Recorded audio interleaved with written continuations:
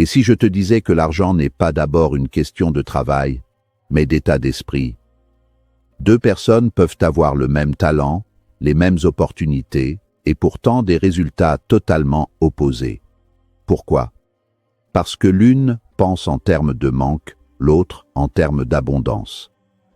La vérité, c'est que ton esprit est soit ton plus grand allié, soit ton pire ennemi quand il s'agit de richesse. Aujourd'hui, tu vas découvrir comment entraîner ton mental pour attirer la prospérité, saisir les opportunités invisibles aux autres et changer ta relation avec l'argent.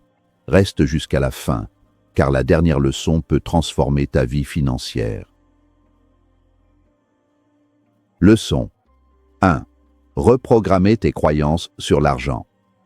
Le fondement de toute réussite financière ne réside pas dans votre compte en banque, mais dans les circuits neuronaux qui dictent votre perception de la valeur. Depuis l'enfance, nous sommes bombardés de messages subliminaux et directs suggérant que l'argent est la racine de tous les maux, ou qu'il est intrinsèquement lié à une forme de malhonnêteté. Ces scripts monétaires agissent comme un plafond de verre invisible.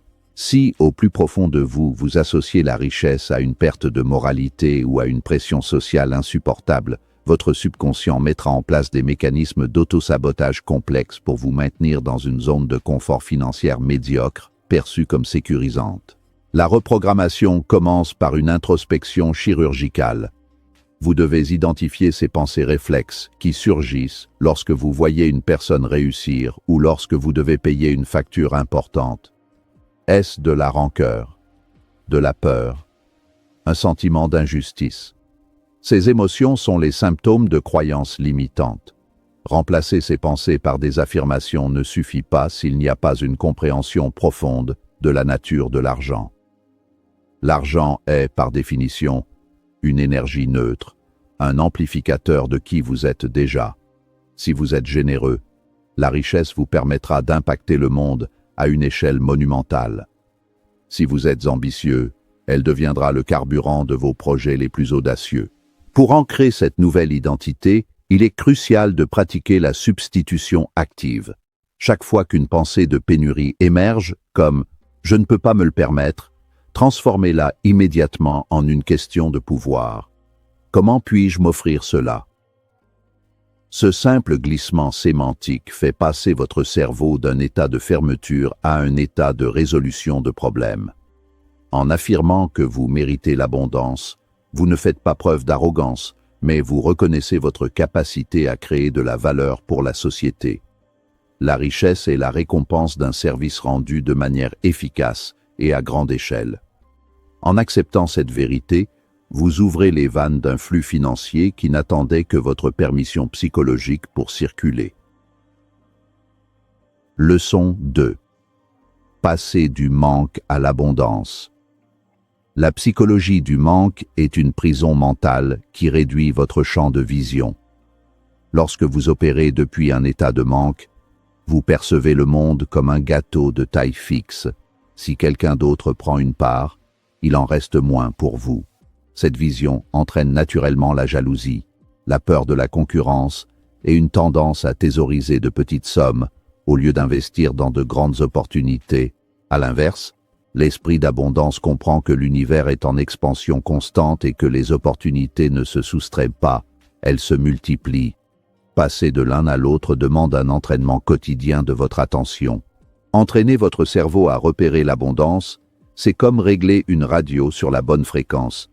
Partout autour de nous, des ressources sont disponibles. Des problèmes attendent d'être résolus et des partenariats ne demandent qu'à être créés. L'individu focalisé sur le manque ne voit que les obstacles, tandis que celui qui cultive l'abondance voit les solutions. Pour opérer ce changement, commencez par pratiquer la gratitude intentionnelle pour les ressources que vous possédez déjà, aussi minimes soient-elles. La gratitude est l'antidote le plus puissant à la peur, car il est biologiquement difficile de ressentir de la terreur et de la reconnaissance simultanément. Posez-vous systématiquement la question: quelle opportunité se cache ici? Surtout face à une difficulté. Un licenciement devient l'occasion de lancer une entreprise. Une baisse de marché devient un moment idéal pour acheter des actifs à prix réduit. Ce recadrage constant transforme votre réalité. Plus vous cherchez l'abondance, plus votre réticulé activateur, le filtre de votre cerveau, devient performant pour isoler les informations pertinentes qui mènent à la croissance. Vous commencez à remarquer des conversations, des articles ou des rencontres qui auraient été invisibles pour votre ancien moi, limité par la peur du manque. Leçon 3. Pensez long terme comme les riches. La différence fondamentale entre la classe moyenne et les ultra-riches réside dans leur horizon temporel de décision. La plupart des gens cherchent une gratification instantanée. Ils travaillent pour obtenir un salaire qu'ils dépensent immédiatement pour un confort éphémère. Les riches, eux, jouent sur des décennies. Ils sont capables de supporter l'inconfort temporaire, de vivre en dessous de leurs moyens et de sacrifier les plaisirs futiles d'aujourd'hui pour construire un empire demain. C'est ce qu'on appelle la discipline de la gratification différée, et c'est le prédicteur de succès le plus fiable qui existe. Penser à long terme signifie traiter votre temps comme votre actif le plus précieux. Chaque heure passée à apprendre une nouvelle compétence, à bâtir un réseau ou à étudier un marché est un investissement qui rapporte des intérêts composés. Les décisions stratégiques ne sont pas basées sur ce qui est facile maintenant, mais sur ce qui sera bénéfique dans 5, 10 ou 20 ans. Cela implique souvent de dire non à des opportunités de gains rapides qui ne s'alignent pas avec votre vision globale. Le riche sait que la véritable liberté ne s'achète pas avec un chèque, mais se construit avec une architecture de revenus passifs et d'actifs solides. Pour intégrer cette leçon, vous devez devenir l'architecte de votre futur. Posez-vous cette question avant chaque décision majeure. Est-ce que cette action me rapproche de la personne que je veux être dans 5 ans? Si la réponse est non, alors c'est une distraction, peu importe son attrait immédiat. Ce changement de perspective modifie radicalement votre gestion de l'argent.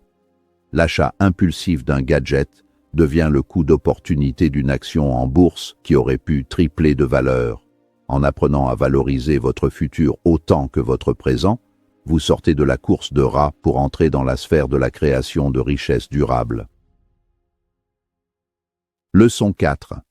Développer une identité de personne prospère. Il existe une loi immuable dans l'univers de la psychologie du succès. Votre réalité extérieure finit toujours par s'aligner sur votre identité intérieure. Si vous gagnez à la loterie, mais que vous gardez une identité de personne pauvre, vous perdrez tout l'argent en un temps record.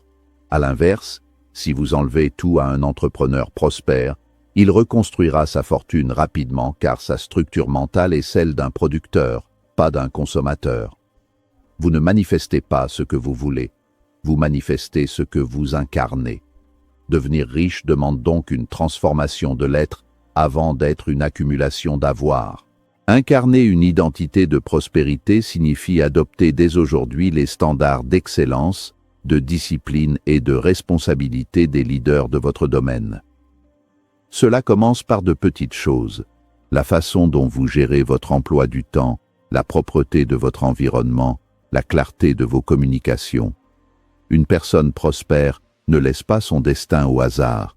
Elle prend l'entière responsabilité de ses résultats. Elle ne blâme pas l'économie ou la chance. En adoptant cette posture de responsabilité radicale, vous reprenez le pouvoir sur votre vie financière. Vous cessez d'être une victime des circonstances pour devenir le créateur de votre économie personnelle. Développer cette identité demande aussi une sélection rigoureuse de votre environnement social. On dit souvent que vous êtes la moyenne des 5 personnes que vous fréquentez le plus. Si votre entourage ne parle que de problèmes et de divertissement, il vous sera difficile de maintenir une vision de croissance. Recherchez des mentors, rejoignez des groupes de réflexion, mastermind, et consommez des contenus qui élèvent vos standards. Agir comme une personne prospère, c'est aussi investir en soi-même sans hésiter, car vous comprenez que votre propre cerveau est la machine à produire de l'argent la plus sophistiquée au monde. Leçon 5. Passer à l'action malgré la peur.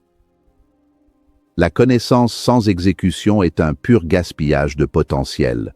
Beaucoup de gens passent des années à accumuler des théories sur la richesse, à lire des livres et à suivre des séminaires, mais ne font jamais le premier pas concret par peur de se tromper. Pourtant, la richesse ne récompense pas les plus intelligents, elle récompense les plus audacieux. La peur est un signal biologique naturel face à l'inconnu.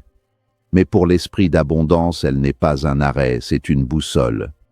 Si quelque chose vous fait peur, c'est souvent là que se trouve votre plus grande zone de croissance. L'échec n'existe pas pour celui qui a décidé d'apprendre. Chaque erreur, chaque perte financière, chaque projet qui ne décolle pas est une leçon gravée dans l'expérience. En réalité, le seul véritable échec est l'inaction. En passant à l'action, même de manière imparfaite, vous créez un mouvement. Ce mouvement génère des retours d'information, feedback, que la théorie ne pourra jamais vous donner. C'est dans l'arène de l'action que l'on affine ses stratégies, que l'on comprend réellement le marché et que l'on développe la résilience nécessaire pour porter de grands projets. L'audace crée une dynamique qui attire les ressources et les partenaires. Pour vaincre la paralysie de l'analyse, adoptez la règle du « fait vaut mieux que parfait ». Lancez votre projet, proposez votre service, demandez cette augmentation ou faites cet investissement, même si vous n'êtes pas sûr à 100%. La perfection est une forme de procrastination déguisée. Chaque action renforce votre confiance en vous et prouve à votre subconscient que vous êtes un acteur, pas un spectateur.